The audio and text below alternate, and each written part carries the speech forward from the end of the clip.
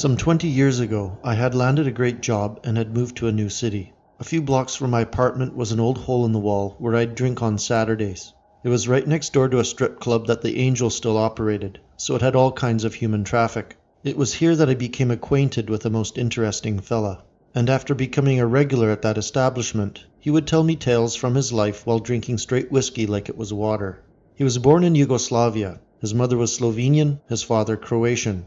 Brought up under the Marxist regime of Marshal Tito, he had little to say about his childhood, but that it was normal and not unpleasant. He schooled in Zagreb and finally became a master of Slavic languages, eventually gaining fluency in 7. In the early 1990s, when Yugoslavia broke up during the period of European decommunization, he began working for the UN as a translator in Sarajevo, then Belgrade. At this point, the Yugoslavian Wars began, where he had to take a part. His foremost task was translating for UN peacekeepers where ethnic conflict was fiercest, and during the Bosnian War, he had the following experience.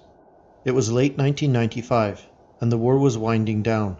Mercenary Russian chopper pilots, all of them veterans of Afghanistan, and always stinking of vodka and head cheese, ferried UN peacekeepers and militia in and out of the last remaining hotspots. One morning, their chopper landed near the town of Prozor. The company of men included 2 UN representatives, some Croatians, and a handful of others. The Croatian commander had a heated argument with the UN representatives, then left the landing site with his men.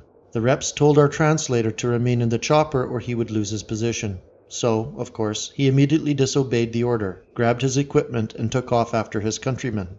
A few miles away, in an open field surrounded by forest, were a Bosniak Muslim man and his 2 teenage sons. They were held at gunpoint by local militia, standing together, beaten up somewhat, with the 2 sons tied with their backs against each other, with the rope allowing for some slack.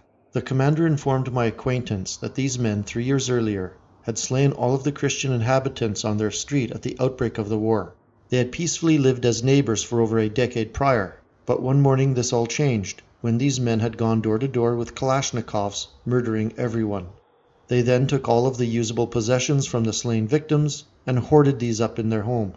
The commander had gathered eyewitness accounts from dozens of locals, and the militia had passed sentence on the culprits.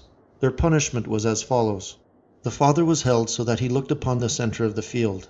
There his sons were brought, doused in gasoline, then lit on fire. While they moved in wide circles, being tied to one another, the flames encompassed them so that they became like 2 separate balls of fire, their motion being linked by the bonds of the rope.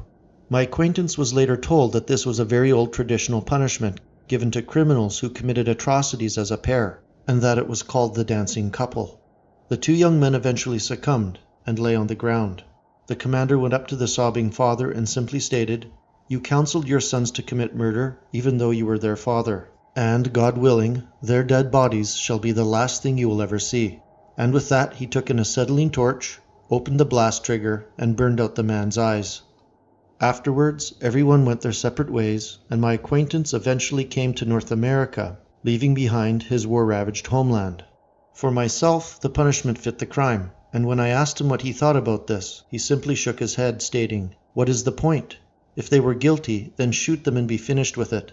The problem with my people, he continued, is that they are still too romantic to know the difference between proper justice and a punishment.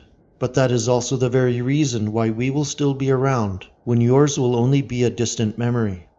And thereafter I sat for a long time, pondering this.